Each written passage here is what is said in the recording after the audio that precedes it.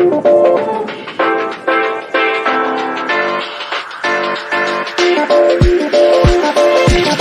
go.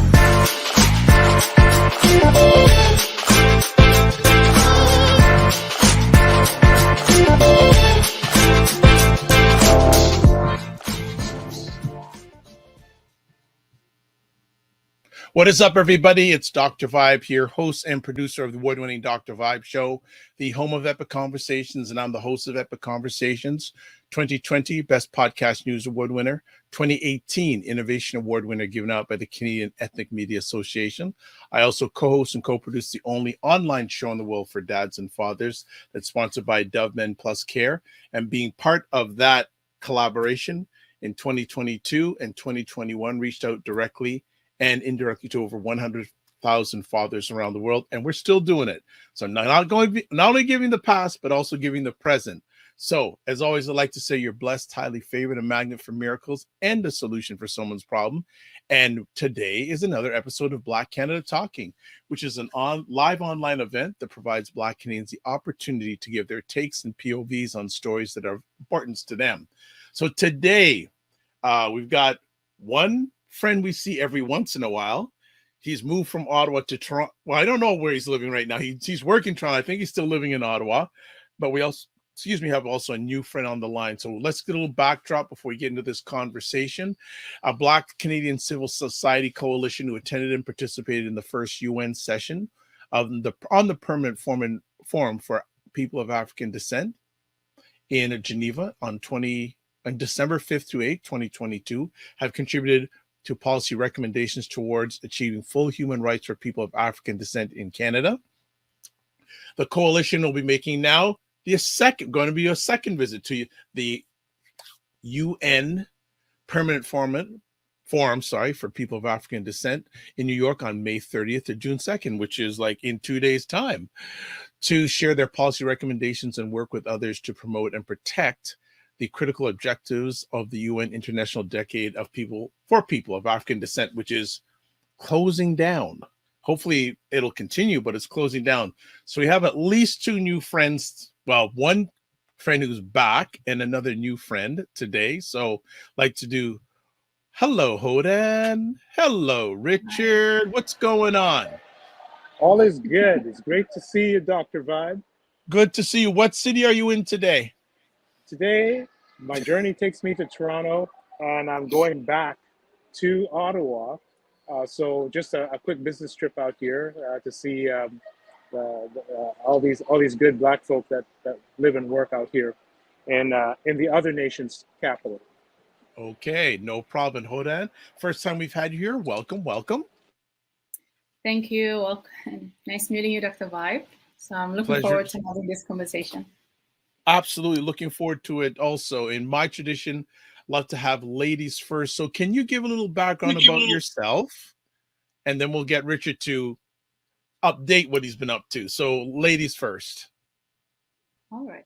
So my name is Hodan. I'm a UN fellow for the Decade for People of African Descent. So my role primarily is to advocate for the decade and for the three key pillars: recognition, development, and justice within Canada, and to kind of advocate for the Canadian government to acknowledge some of the long-standing human rights issues and address it directly pertaining to people of African descent, as the UN calls it, and we call it Black Canadians or Black people in Canada in this country.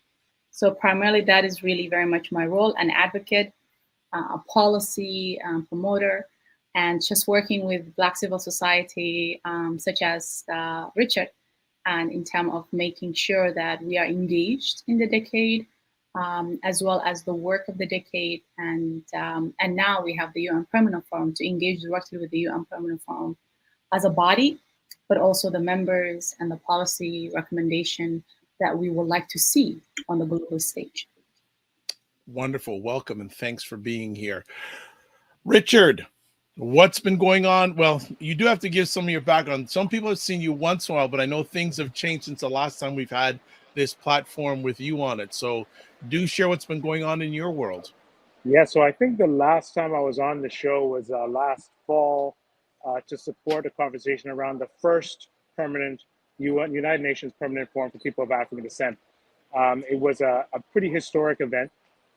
And I was just transitioning actually over to the Ontario Public Service, leaving from the federal government, where I had been working on addressing anti-Black racism and the forms of discrimination of the Department of Justice Canada. I moved over to the Ontario Public Service, where I am leading something called the Black Equity Branch to address anti-Black racism within the Ontario Public Service. A huge task, given that there are 65,000 people working here, and there are over 6,500 Black people. That's 10% of the population with issues. So that's really been taking up the bulk of my time. How I met this wonderful young woman, Hodan, was last summer when they tapped me on the shoulder to re-engage in some work around the UN decade for people of African descent. As some people may know, I have been a part of something called the UN Decade for People of African Descent Push Coalition, which is a group that was pushing for a number of initiatives to be driven through the federal government to support the advancement of people of African descent in this country. When Hodan and other UN fellows, actually, who are in Canada and abroad, reached out to myself and other folks as civil society representatives to help in engaging in this process of actually building something at the UN specifically for people of African descent, specifically for Black people. So I was really excited to go in December of 2022, along with Hodan and I think it was maybe around 12 or so people from Canada to engage at the UN. And we wanted to talk a little bit about that and talk a little bit about the future of the work, which takes us to basically Tuesday, when the second meeting at the UN is going to be taking place with at least 1,000 people from all over the planet who are focused on addressing systematically issues that are specific to people of African descent globally. Wonderful. Thanks, Richard. Before we get into, there's just some preliminary questions I want to ask, but I want to know, Hodan, how does one become a UN fellow? That's a good question. So the UN Fellow was established in 2015 when the United Nations, specifically the Human Rights Commission of the UN, established this fellowship. When the decade was recognized, they felt that they should have fellows representing different countries around the world. It wasn't just Americas as a continent or Europe, but also any person who's of African descent or Black descent can really participate as a UN fellow, to be engaged directly within the decade, to understand the mechanism of the UN human rights bodies, the human rights different levels of institution within the UN as a complex body that represents all nation states, and in the hope that they will go back to their home country and re-engage with their respective government and civil society about the decade, but also areas that impacting people of African descent that hasn't really been addressed. So that is really how the fellowship was established. So you actually apply, and so you basically, the deadline was actually May 15th. And so, and you apply, I applied, and I was accepted, and in 2020 at the height of the pandemic. And so it was, we didn't get the chance to go to Geneva, because the point is for you to actually go to Geneva, stay there for over a month, really immerse yourself in the UN body institutions and all the different committees and operation. We learned all of that online, and it's kind of funny because we're the most active, with the exception of Vanessa Fels. She was the first Canadian UN fellow, actually. I don't know how many Canadian were in 2015. And many of you are familiar that she's used to lead the UNDPAD, the Nova Scotia coalition. And so, but yeah, so that's how it really came about, to put it in a very brief way. I can definitely share the link, and you can just share that with your audience as well. Fantastic. So Richard, before we get into what happened a few months ago, can you give us some little background? I know it, Hoda knows it, but some people may not know about give a little overview of the UN International Decade for People of African Descent. Oh yeah, I think that's really important. So I think it was in 2015 2013 that the UN issued a declaration to support a decade for people of African descent.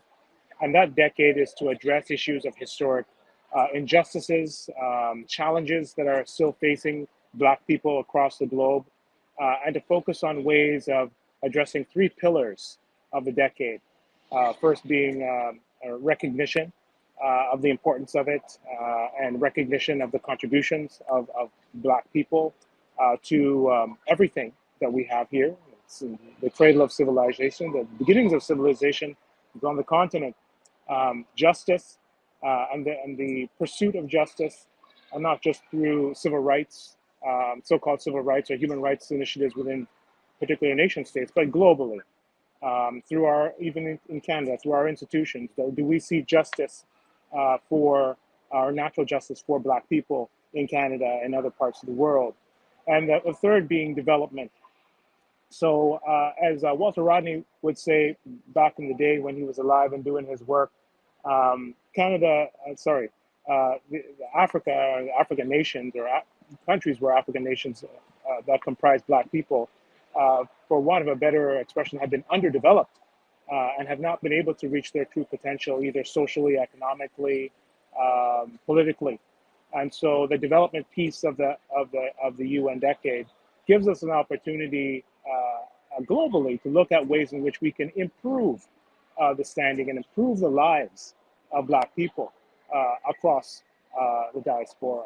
So in a nutshell, that's really what the UN decade is about. It gives us an opportunity to work both internal to Canada and in other countries to address the issues of anti-Black racism, systemic, endemic, institutional anti-Black racism, the manifestations of white supremacy that really deny us of personhood, of our rights, of full citizenship in these countries, and gives us an opportunity to get together through this permanent forum with people of like minds to talk about a strategy, talk about an international sort of legal framework under which we can continue to do this work and bring this back to our nation states to keep up the good messaging and hopefully to continue to achieve progress.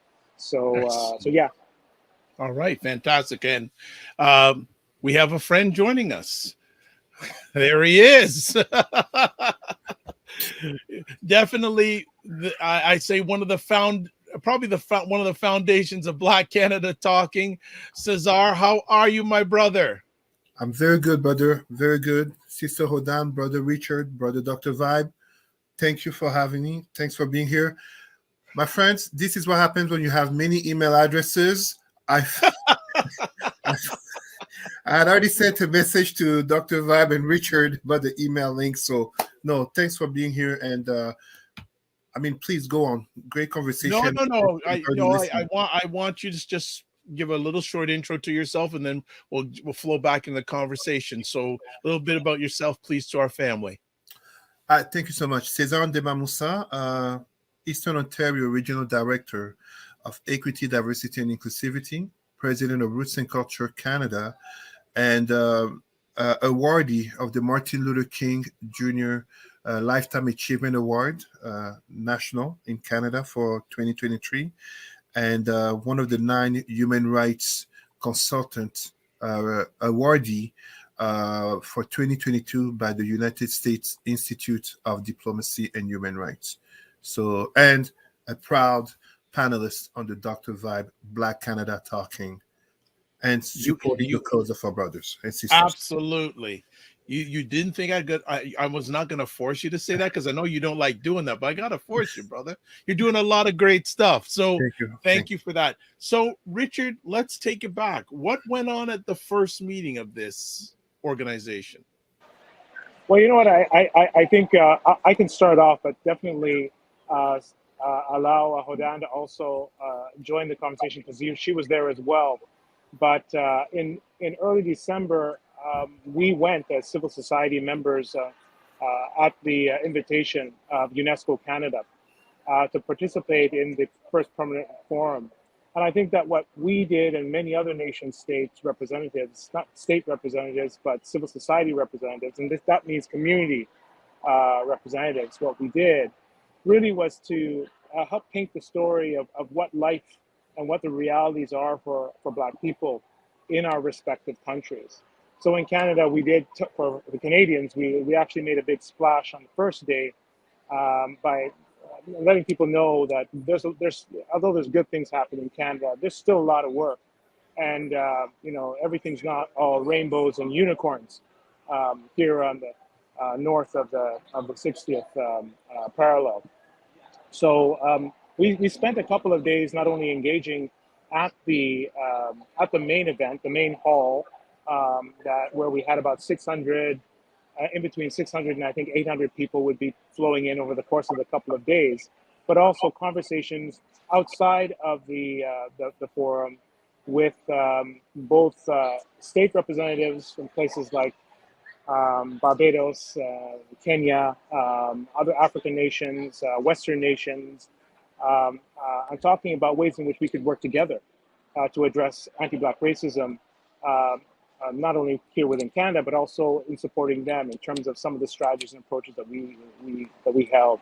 There were a number of side events, some excellent side events actually, with representatives of the UN fellows from around the world, as well as bringing together other groupings of people who took the advantage and took the opportunity to share information, share strategies, and I think the most part is probably one of the most important things is to sort of commiserate with each other on issues that are almost identical across the globe for Black people in the public service, Black people over policing, prison systems, healthcare, education. You would be surprised that when I almost talking to almost anybody else in all of the very different languages that people are speaking. So I think 6 languages are being spoken and communicated on in those big sessions. So everybody's got headphones on. You'd be surprised at how much all those issues are almost identical. The Black experience is a universal one. So I found that the experience was excellent. Many of us spoke our truth and were able to share with other nation states and continue the work to this day. In particular, the great work that Hodan and the other UN fellows are undertaking to engage us in our countries, to do like the really good work, not the performative stuff that some would focus on, but the stuff that really focuses on institutional change. So maybe I could pass it on to Hodan, and I apologize to my brother Cesar because I didn't send the link directly to the right email. That was my fault. I was sending it all over the place, but I'm glad you made it, my brother. So, Hodan, share some of your experience of the first meeting, the first gathering. I think the first gathering, it was, for one, a way to engage and develop relationship and networking opportunities with other Black people around the globe. Because as a UN fellow, we have so many other UN fellows around the world. So it was good to connect with friends from Mexico, from Panama, from Brazil, from China. So having a lot of people at UN fellows and to come in and to engage, and even finding out other UN fellows that I didn't even know existed from Spain and whatnot. And that was really an opportunity to engage with each other, to develop that, a better way of saying it is a fellowship, really, that fellowship, brotherly and sisterly fellowship, but more of a strategic fellowship to address our common goals, which is to really address the human right, the full realization of human rights for people of African descent. It was also a way for the first time, to meet so many people that I've been online with, specifically the UN Permanent Forum members, Michael, and so many others, and Ambassador Kimani from Kenya, Mr. Huang from China. So like really meeting a lot of the members that I've only known online when I was introducing them to civil society, such as Richard, or to the government, for that matter. So it was really an opportunity to kind of meet face to face, to engage with each other, to have a conversation, and to observe what are some of the recommendations that were emerging out of the floor, and what recommendation can we also contribute. And as Richard alluded to, we did make a splash in the sense that we were not allowed to speak on the floor for a while because Canadian voices have been overtaking other voices. So it took like 2 days for them to let us speak. And they only let us speak because I had to email the secretariat and the president of the forum and say, hey, why are you blocking us, right? It's not fair. And so, yeah, it was really a great experience, one in which that allowed us to really come back and see how we can make it a Canadian lens, a Canadian focus in a policy document. And this is which were, for the past 3 months, we were working together on that, and a policy recommendation that I guess we will touch on here, but also will be publicly available as of Monday, which is tomorrow. Fantastic. Cesar, I know enough about you that you wouldn't get involved in an initiative unless you were very passionate about it. So why are you giving your energies to this initiative? And why is it important to you and to us? Excellent question, brother Dr. Vibe. First of all, brother Richard Sharp, sister Hodan have laid the path. They have opened the path for those like me to come in for the first time on this venture. But it is important for all of us because, you know, the decade for people of African descent is ending next year.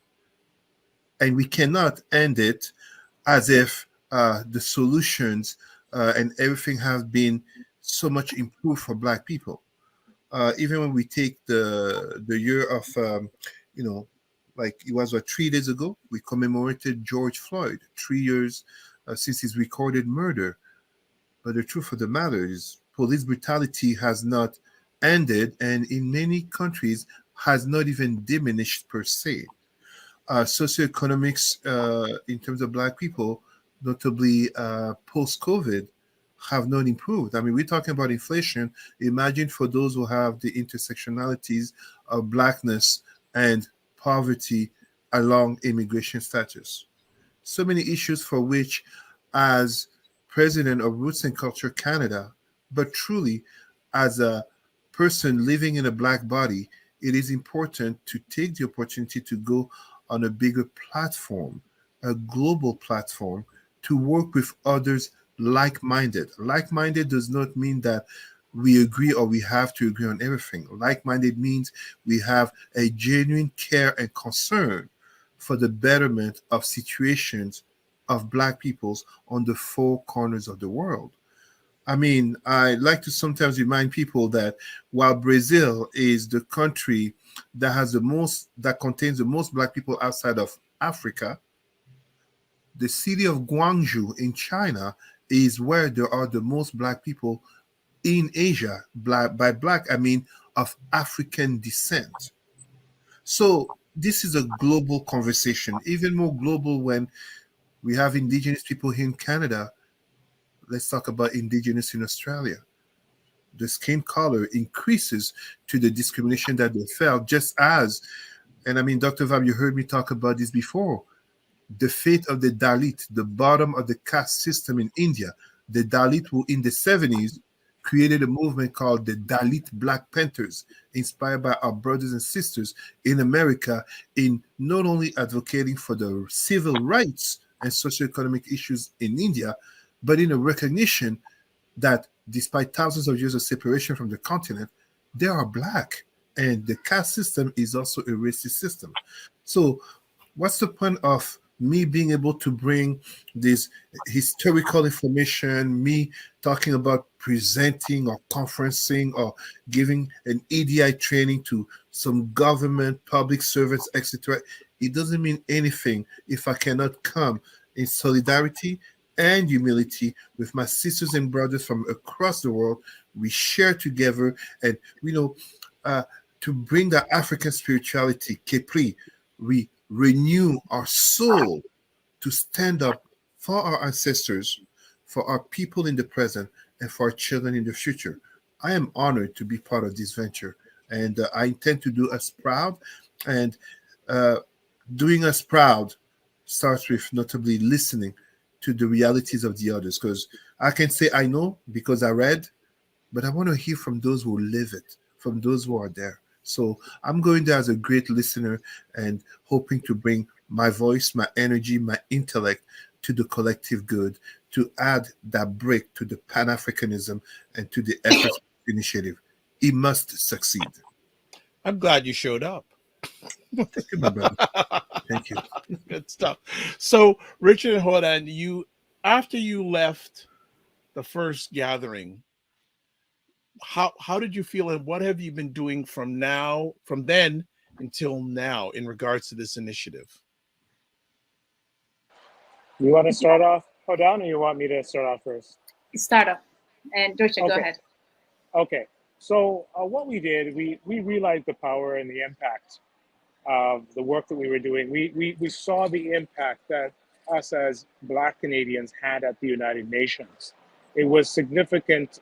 It was significant enough for folks to basically look to us to start helping to draft this policy paper that Hodan was talking about, but also to come back to Canada and be in a very targeted way, engage with folks around addressing some in advance of the second and the third a UN Permanent Forum, the second that's taking place next week, and the third taking place at the end in the fall. The whole idea of coming up with an international charter for people of African descent is really taking hold. So to put that into context, it's kind of like we had a UN decade for the rights of Indigenous persons, and so in Canada, it ended up translating into what's called the UN Declaration on the Rights of Indigenous Persons, and a number of initiatives and sort of commitments made by the government of Canada to address the issues that Indigenous people face here. So our thinking is that in support of an international declaration on the rights of people of African descent, the human rights of people of African descent that are in many cases not being respected, as our brother Cesar has mentioned, all over the planet. The hope is that that translates into legal framework to support the work that takes place here. So a number of conversations have been taking place with civil society members, with government representatives, not with the screaming child that's in the background, with a number of people basically focusing on how we frame up the language of the ask. And so the ask for us, there are many asks that are related to the decade. An ask that's linked to this charter are specific things that will support our people here in this country and across the diaspora. Examples, like when I talked to the head of the consular affairs of Barbados in Geneva, they want to know how to address anti-Black racism in the public service. So we've been having conversations about how we've been doing some of that work in terms of what we can share in terms of strategies and approaches that would work over there. And in turn, they would lend support to the whole idea of the policy paper that will be released probably tomorrow during a press conference by the UN fellows. So it was really a fantastic opportunity for us to help build something, and again, in a more meaningful way than we usually see things being done. In many Western nations, there are activities that are put in place, like things for youth to keep them away from the police, or educational programs, but we don't have things that talk about structural change.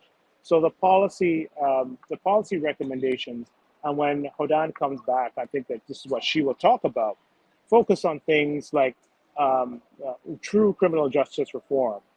Canada is involved in a Black justice strategy. Well, how can we make that real? We have recommendations to support that. Things like having a commissioner, an anti-Black racism commissioner, or a Black equity commissioner, something that's institutional, that holds the government and other institutions accountable to address issues of anti-Black racism within our systems of government, of healthcare, of education, and so on.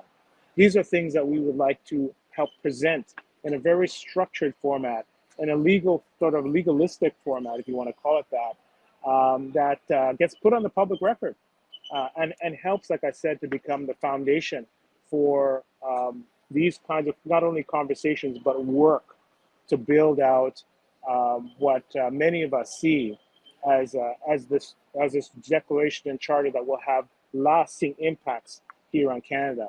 So last thing I wanted to say before I pass it on to maybe Cesar or yourself is that even though I'm not going this time around to the next week's forum, Cesar will be there, Hodan will be there, and dozens of people from the community who are, who even if they weren't working directly on the policy paper that is going to be released, they have been doing work in their own spheres to help advance this work in a way that helps us amplify the work.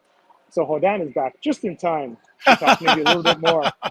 I stalled as long as I could, Hodan, until you got back, my sister.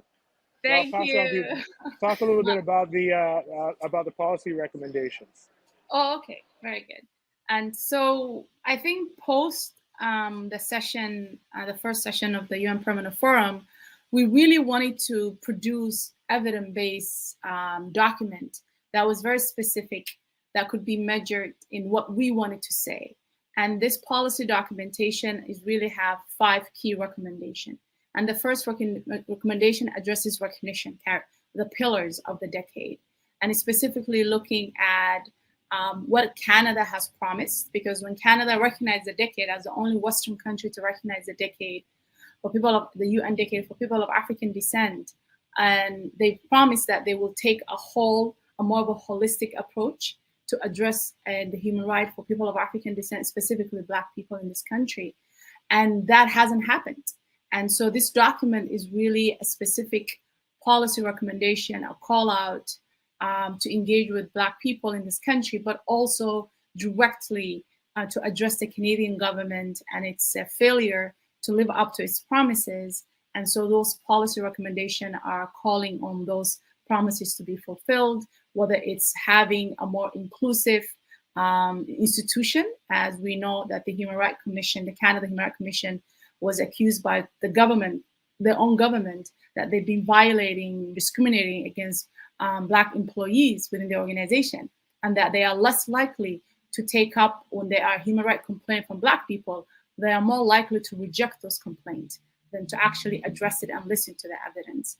And so we are looking at institutional, addressing systematic anti-Black racism, addressing sustainable developmental goals. What does that really look like from a Canadian lens? Canada is, I think, number 63 out of 160 countries. They lag behind in all the 17 objective goals of sustainable developmental goals, except education. And you can't really address socioeconomic issues without really directly engaging people of African descent in this country, besides First Nation and Indigenous communities. We are looking at what does hate crime look like in this country.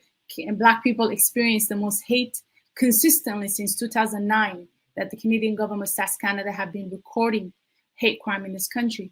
Black people are number 1 in experiencing hate crime. Yet there's no focus dealing with hate crime from an anti-Black racism lens. There are no policy, there are no legislation to address those. And we're also looking at youth, Black youth engagement, but youth engagement overall. And Candice will speak on that, because we do have a side event that will be live for anyone to join in if they can be in New York. But yeah, hopefully I covered all the key areas. That and then some. Outstanding, outstanding. So we'll just take a little quick break here. For those who are watching, if you like what you're hearing, please subscribe to the Dr. Vibe Show on YouTube and hit the notification button, because when you like it and hit the notification button, you'll get notified about conversations like this. You can also like the Dr. Vibe Show on Facebook and LinkedIn. And I'm going to come to Cesar, especially because someone said this. They said, I'm glad Cesar showed up too. His introduction was truly inspiring. So Cesar, let me ask you something. Why do you feel there's been a lack of activity by the federal government when it comes to this initiative?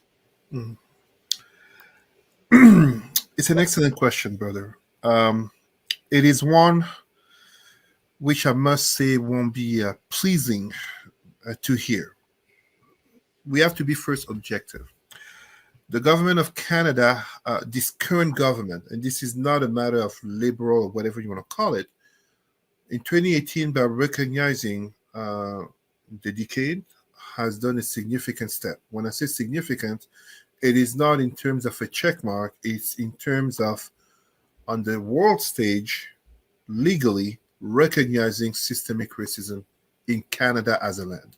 When you look, for example, in Ontario as a province, the Prime Minister Doug Ford has recognized there is systemic racism. Meanwhile, in Quebec, the Prime Minister François Legault still denies it. So when you ask why have they done so little, unfortunately, Canada still enjoys its postcard image.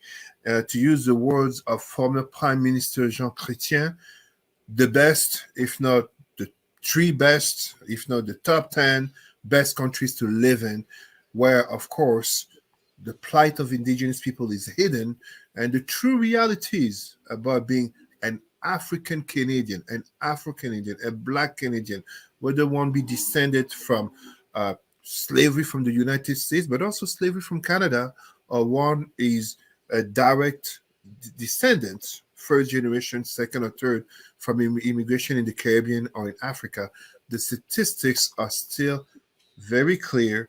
When it comes to the statistics in terms of socioeconomics, just as political representation and power, all the aspects of statistics of what matters in terms of, in social science, what is called the social capital, from birth to the very aspects of what has one being part of a community that is respected. I did not say feared. A community that's respected by those in power and respected by other communities. Unfortunately, our current government, and this is not about Trudeau, because before he was the government of Harper, and it was the very same thing. The government still speaks more than it acts, and as such, when actions come, too often it is, let me be nice. It is well intended. Unfortunately, it is misguided. It is misguided in terms of the very reality on the ground, where Canada is a land of great opportunity to truly become democratic.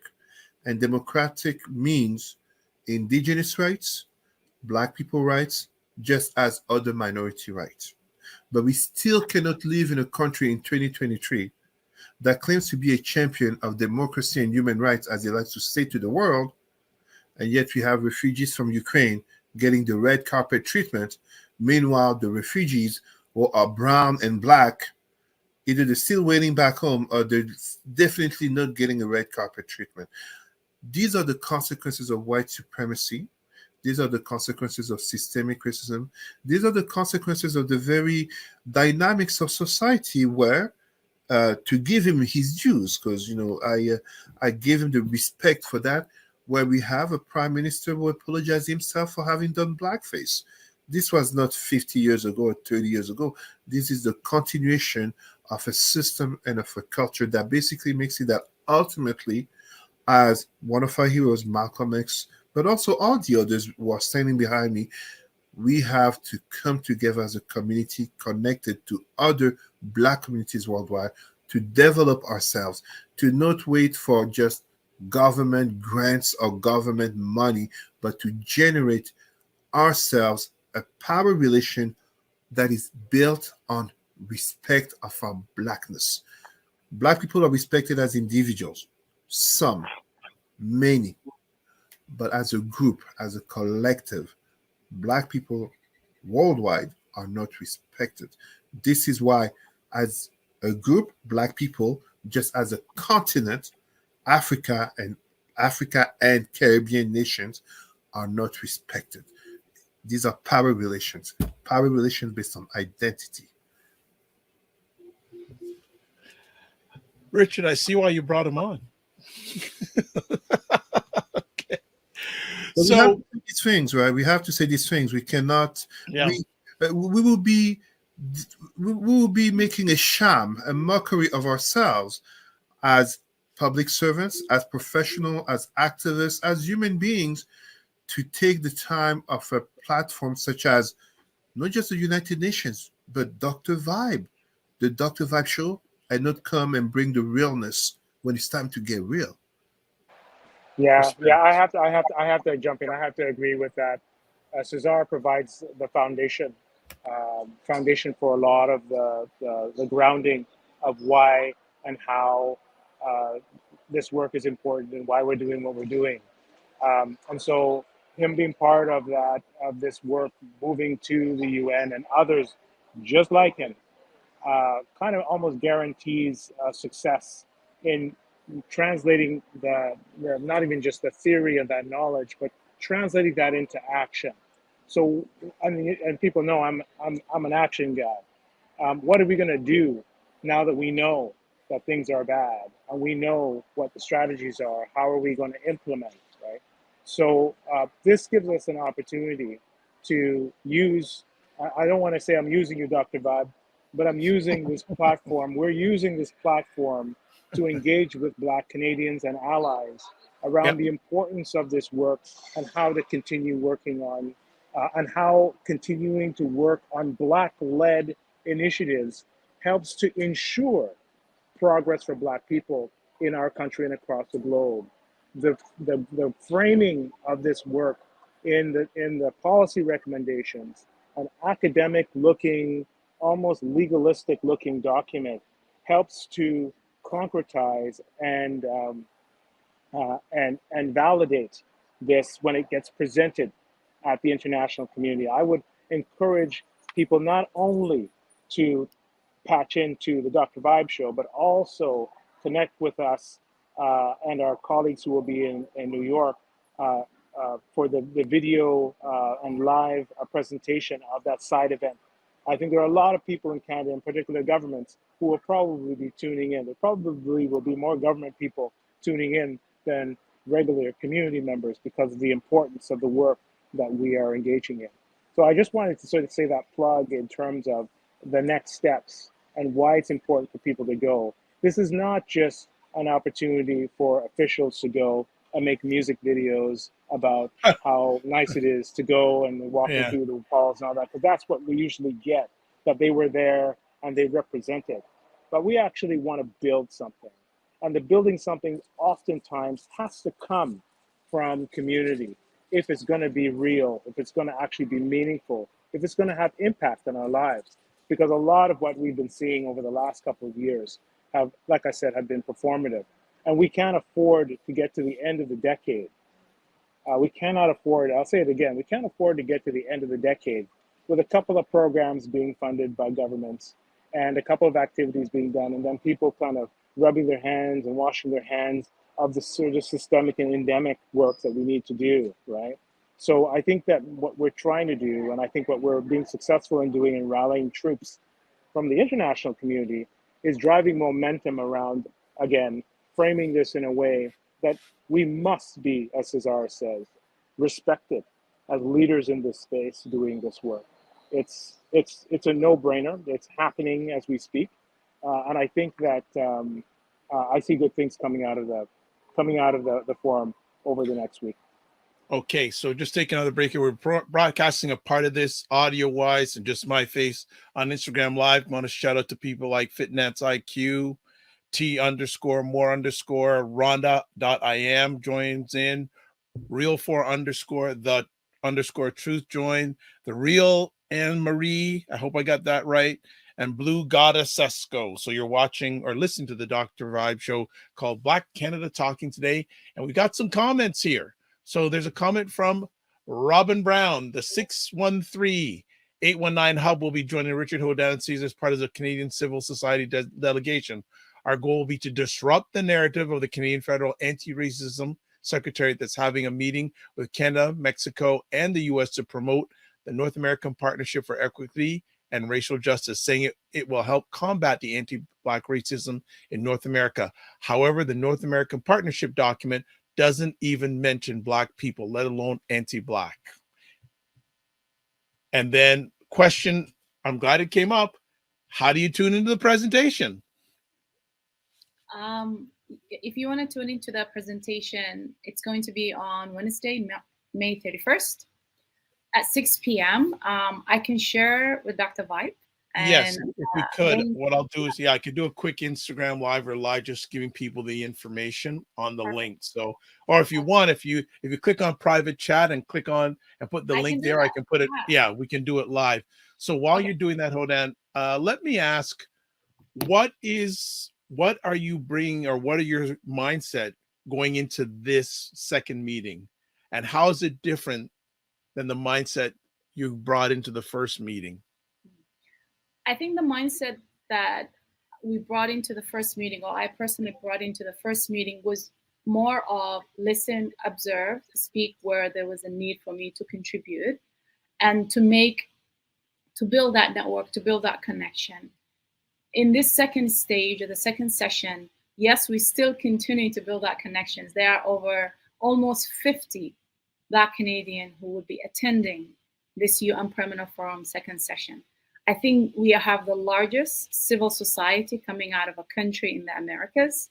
I could be mistaken, but I do. And it is a privilege to honestly be able to do so, because I know people coming from Guyana, from Haiti, from Brazil are not able to financially be there, right, to that level of presence. So this is a privilege for us when we are in this space to engage with other Black civil society around the globe and to build that kind of allyship and to see where we can work together on the moment within that week, but beyond as well. I think that would be my mindset, to see how can we build some kind of attraction, a legacy that we can continue post the second session.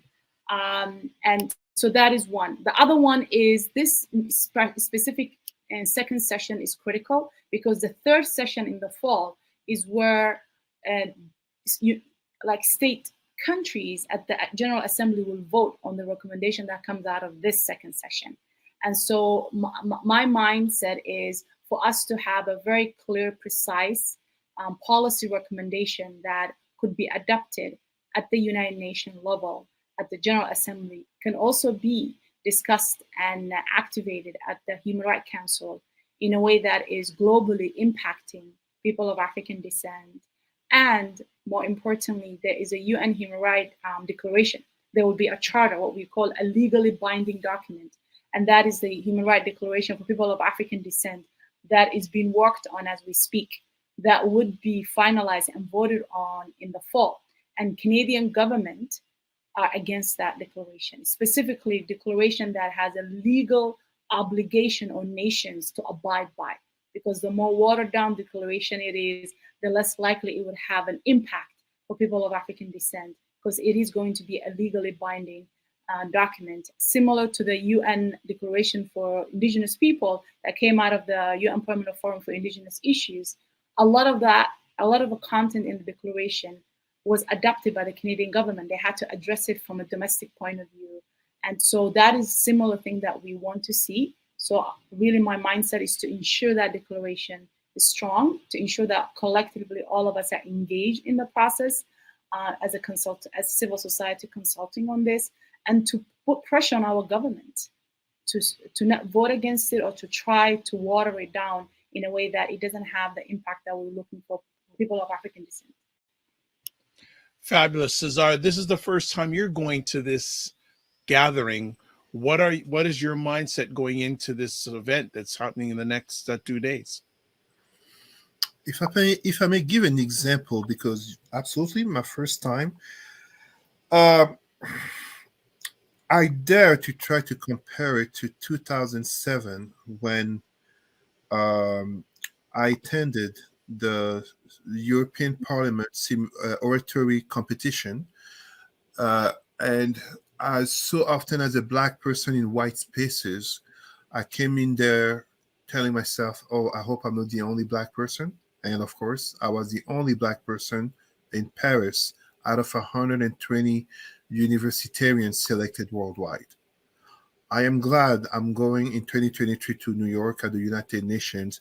I'm going to be one of hundreds of Black people, from what I'm understanding.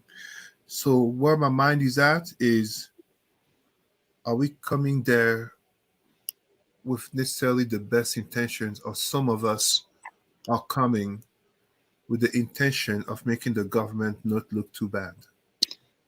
Because I am never, and I know, knowing Brother Richard, having gotten to know Sister Hodan, notably through email, so first time we see each other, I like to believe that those that I walk with, I include Brother Robin Brown, Sister Ketsia Peters, are fair. But fairness is to also be able to beat your hand on the table to demand more from our governments. To demand more from our governments that write charters of freedom and rights. To demand more from our governments that too often when it comes to our people like to claim they don't have solutions or they don't have the funds. But if you bring them the right context that includes non-Black people, suddenly the solutions and the funds are there. And when I say solutions, I'm talking long term. I'm going there with a mindset of Pan-Africanism, of course, always. But I'm also going there very truly in a spirit of, how can I put it? A spirit where we're not going there to fight with swords or guns in our hands. We're going there with our minds, we're going there with our heart, and we're going there with our mouths. But as Sister Hodan said, as Brother Richard said, it has to be that we go there constructively. It's not some Instagram social media event for nice photos per se. It is not just a matter of connecting to expand our network or LinkedIn, whatever you'll call it. We have to be able to go there and to be productive because this is beyond us in the moment. This is about those who come after us. This is about even those who, even if they are there and they may not have, let's say, the best approaches or mindsets or be as as analytical as we would like to see. It's also about them. I like to remind people. I was giving a conference. I was giving a training. I think maybe a week ago, 2 weeks ago, in which I remind people that a brother like George Floyd would not have been my friend when he was alive based on some of the things that we discovered about his life. But it's not because of whatever he did or his past or his character. It's because he was Black, he's my brother. Because he was victimized as a Black person. Because I can be the next George Floyd. Sister Hodan can be the next Sandra Bland. And even a certain Barack Obama can be the next George Floyd, just as Sister Oprah Winfrey can be the next Sandra Bland. At the end of the day, the first thing, and it's hard for a lot of Black people to accept it in the age of integration where a lot of things seem to be blurry and gray. But on the four corners of this world, the first thing that unites and connects us, unfortunately, in this world of white supremacy, is our skin color. So we must do better. We must come collectively and constructively to do better. Excellent. So a few things, housekeeping. Those on Instagram, we're going to let it go. We're going to shut it off. If you want to catch the full conversation, go to the Dr. Vibe Show on YouTube and you catch the full conversation. Thanks for stopping by. Remember to give yourself grace and don't just manage your time, manage your energy.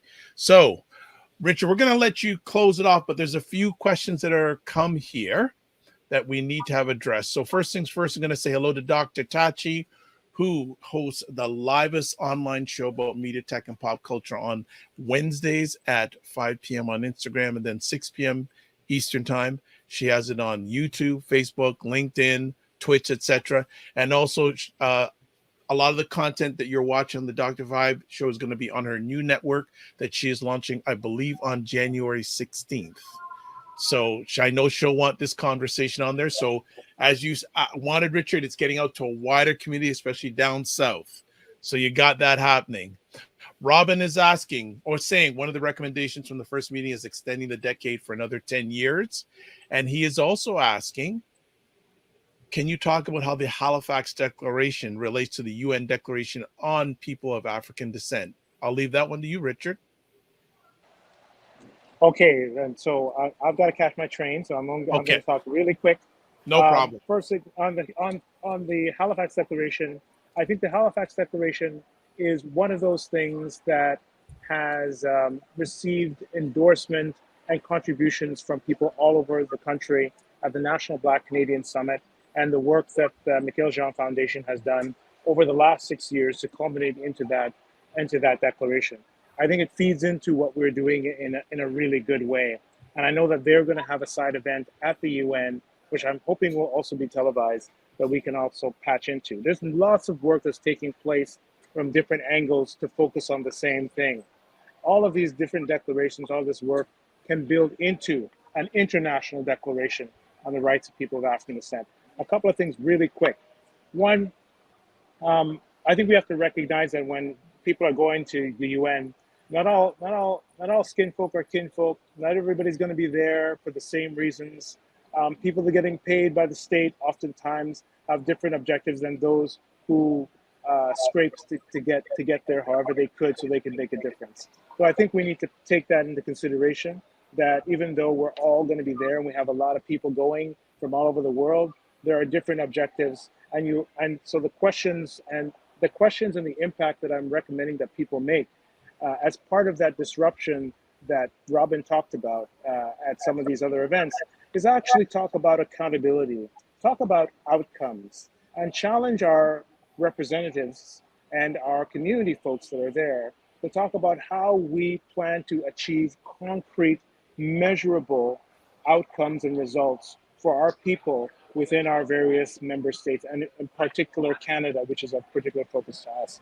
If we do that, I think we'll come back to Canada with something a little bit, everybody will come back to Canada with more, I would say, intentionality and ambition to do what's right for Black people in this country. And if we do right for Black people and Indigenous in this country, all racialized groups and Canadians benefit. So I think that, again, really looking forward to this. Again, Dr. Vibe, I thank you very much for this platform. It gives us an opportunity to reach many people. I just want to interrupt you real quick. How can people find out more about what we're doing, what you're doing here? On the UN Permanent Forum? Yes. So we're going to be reaching out during and after through Hodan and through our member organizations to you and others. We've kept the policy paper has been kept a little bit close, so it's going to be released the day before the event takes place. But absolutely, we're gonna reach everybody and give people contact information so that they can reach us. So I don't have that right now, partly because I'm not going. No problem. And, go catch your train. Go catch your train. All right. Thank you, brothers and sisters. All right, Bye, then. Take care. Okay, Richard. Bye, so I want to say thanks to everyone who joined on the conversation here. Let me just make sure Richard gets out. Richard. Yes. Okay. That is done. I want to say thanks to both of you for taking the time and sharing with us today. Hodan, you have been so great because you've given us some information. So there is the event link for the event. Copy it down. And also you can also register in advance. It's a big long link, but you can register in advance for it and looking for it. And actually there's a lady that I know that's involved with it too. Candice Kupcha. I know that lady. Yes. So she's been doing a lot of stuff with UN work also. So any final words either one of you would like to share with us today? I think what I would say in terms of the policy recommendation that will be released, we will take this document and to the UN Permanent Forum next week, but we'll also bring it back that we really want to have a conversation among everyday Black people, the more, and also with Dr. Vibe. So we'll come back to you. Thank you. To engage and to really kind of broaden the conversation, because I don't think there's enough Black people who know even about the decade, let alone the UN Permanent Forum for People of African Descent. And I will say that the UN Permanent Forum is what a lot of people have advocated for. And I think by and large is the advocacy of people from the Caribbean, from Latin America, are really what made both the decade as well as this permanent forum possible, with our support as UN fellows and other Black Canadian activists. And so I'll say engage, because this permanent forum can only function and can only be strong if we are engaged with it, and also putting pressure on the Canadian government to fund it properly, but to also support it and engage with us as Black civil society. I love that. Bless you, whoever sneezed there, by the way. Engagement. I heard that. So I love that. Engagement and pressure. Cesar, any last words? Brother Dr. Vibe, thank you as always for giving us this opportunity. Thank you to our sisters and brothers who watched, who contributed. Thank you so much to Sister Hodan, because I can really say Richard, they're the captains of our teams. So we go in there in a spirit of team. Very true. Not all kinfolk are kinfolk, but in the spirit of our ancestors, our people have gone through so much. Our people are going through so much. And in this century, which is said a century where African demographics, I didn't say Black, African demographics will make it there by, I think, 2050 or 2100. One human out of 3 or out of 4 will be African. We cannot fail. We must advance, even if it's just one step at a time, one brick at a time, but we must advance. A platform such as the United Nations is one where we absolutely will represent our people here in Canada, our people worldwide, to go further in our rights, in our dignity, and in the honor of our ancestors and the future of our children. Absolutely. That's a done deal. Thank you, Cesar. Thank you, Hoden. And remember to give yourselves grace, and don't just manage your time, manage your energy. All right. And Robin Brown has been so kind to put up the schedule for this event.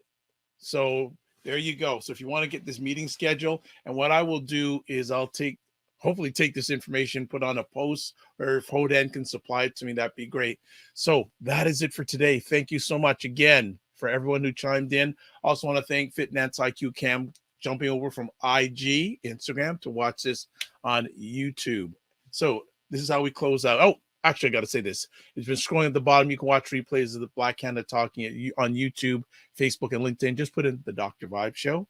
And also you can go to my website, the drvibeshow.com. If you want to touch base with me, there are all the deets. There's a website, email address, dr.vibe@the drvibeshow.com. YouTube, Facebook, and LinkedIn, The Dr. Vibe Show. Twitter, @drvibeshow, and Instagram, @the drvibeshow.com. This is how we ended off on all the conversations, all the epic conversations that I host. So this is what we do. Live your life as a dream. If you can dream it, you can make it. Sometimes you have to get small to get stronger. Block assumptions and aim bigger, aim better, aim higher, aim wider. Love, faith, and respect. Remember to give yourselves grace, and don't just manage your time, manage your energy. God bless. Peace. Well, keep the faith and walk good.